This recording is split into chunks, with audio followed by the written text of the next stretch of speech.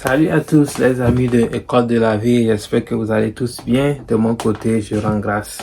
C'est votre frère Abdou qui est encore une fois de retour pour quelques minutes de motivation et de développement personnel. Et je sais que beaucoup d'entre nous se sont fixés des objectifs en ce début d'année 2026. Nous sommes aujourd'hui en février. D'abord, je vais commencer par souhaiter un bon mois de février à tous. Et au-delà de ça, où est-ce que nous en sommes avec nos objectifs? Mon objectif ce matin, c'est de pouvoir motiver tout le monde à pouvoir se concentrer sur ces objectifs. Les objectifs pour nous sont comme des voies que nous traçons dans notre vie. Et ces voies nous permettent de poursuivre ce que nous voulons pouvoir réussir dans la vie. Donc, si tu te fixes ces objectifs et tu n'arrives pas à respecter ces objectifs, mais à poursuivre ces voies, tu ne pourras pas arriver où tu veux arriver dans la vie.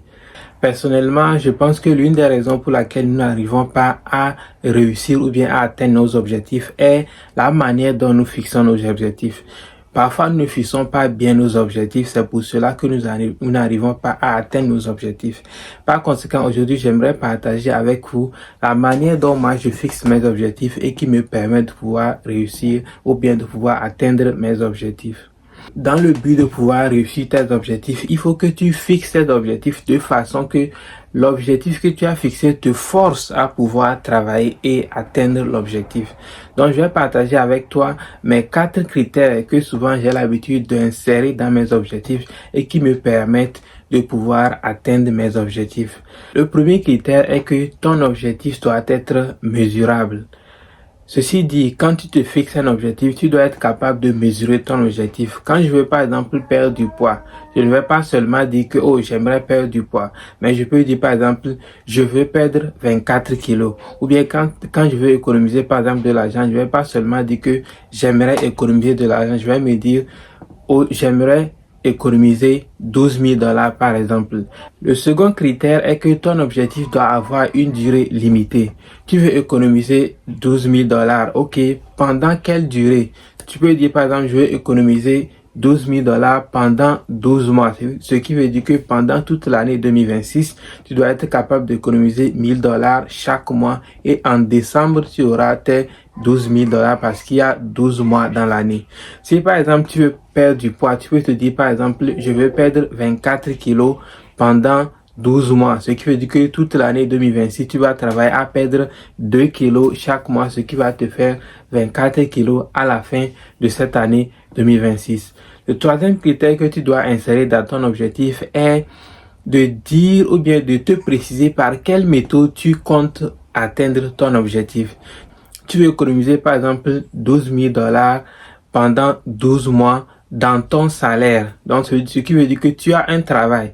Soit tu as un travail, tu as un business, tu as quelque part où l'argent doit sortir et tu vas payer tes factures et enlever le reste et déposer tes 1 000 $ chaque mois pour que à la fin de cette année, tu puisses avoir tes 12 000 $.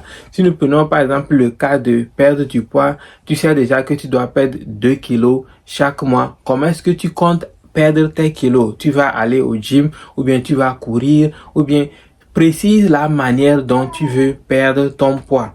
Donc là, le troisième critère est de préciser par quelle méthode tu comptes atteindre ton objectif. Et le quatrième critère est, par exemple, ça c'est un bonus, mais c'est aussi important, est de trouver un partenaire qui t'aide à pouvoir réussir cet objectif.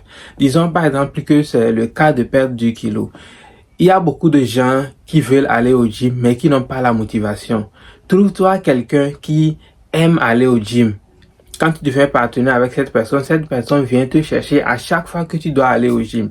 Si par exemple tu dois aller au gym lundi, mercredi et vendredi, chaque lundi, mercredi et vendredi, cette personne vient et te prend et vous allez au gym.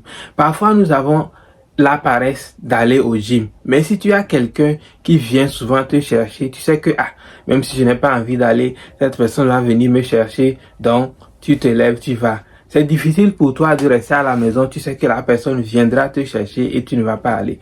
Donc, trouve-toi ces astuces comme ça pour pouvoir te permettre de pouvoir respecter ton objectif.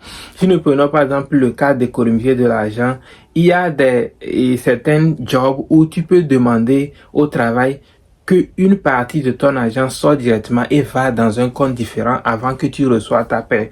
Ce qui veut dire que, par exemple, si tu t'es fixé que tu veux économiser $1000, je sais que $1000 par mois, c'est beaucoup pour économiser, mais c'est juste un exemple que j'ai donné dans le cadre de cette vidéo. Donc, si nous prenons le cas d'économiser de l'argent, par exemple, tu peux juste dire à ton travail que tu veux que $1000 chaque fois sortent de ta paie pour aller dans ce différent compte. Et je sais que certains jobs le font. Donc, renseigne-toi dans ton job, ou bien si c'est pas ton job, ta banque aussi peut te le faire.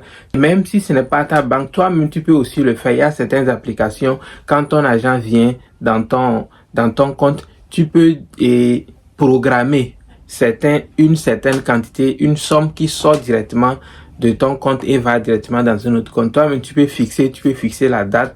Si tu sais que tu reçois ta paie le 15, tu peux directement fixer que le 15 à 7 heures, comme ça, ça sort. Comme ça, jusqu'à ce que toi-même, tu ouvres ton application, tu vérifies ta paie, les $1000 sont déjà sortis et aller dans l'autre compte. Et tu dois t'efforcer que l'autre compte, tu ne touches pas. Tu sais que l'argent va là-bas et tu ne touches pas. Et jusqu'à la fin de l'année, tu as tes $12 000 que tu t'es programmé, que tu veux économiser. Donc, c'est de cette manière que souvent, moi, je fixe mes objectifs et je vois que ça me force à pouvoir rester consistant et atteindre l'objectif. Donc, le premier critère est que l'objectif doit être mesurable. Le second critère est que l'objectif doit avoir une durée limitée. Le troisième critère est que tu dois préciser la manière par laquelle tu comptes atteindre l'objectif. Et le quatrième critère est d'avoir un partenaire qui va te forcer à pouvoir atteindre ton objectif. Si tu arrives à insérer ces 4 critères dans ton objectif, c'est très difficile pour toi de ne pas respecter ton objectif, à moins que quelque chose de très grave se passe, tu tombes malade et tu ne pourras pas respecter tes objectifs. Et dans ce cas, on n'a pas vraiment le choix. Tu tombes malade et tu ne vas pas au travail, tu ne reçois pas ta paie, des trucs comme ça. C'est vrai qu'il y a beaucoup d'autres détails sur tomber malade et ne pas recevoir la paie. Mais disons que quelque chose comme ça de drastique se passe et tu n'arrives pas à respecter. Là, on peut dire, mais si tu insères ces 4 critères dans ton objectif, c'est très difficile pour toi de ne pas respecter ton objectif. J'espère que ceci t'a aidé. Si ceci t'a aidé, partage avec une autre personne aussi qui pourra bénéficier. On va se retrouver dans une prochaine vidéo. Passe une bonne journée, porte-toi bien et surtout bon mois de février à toi.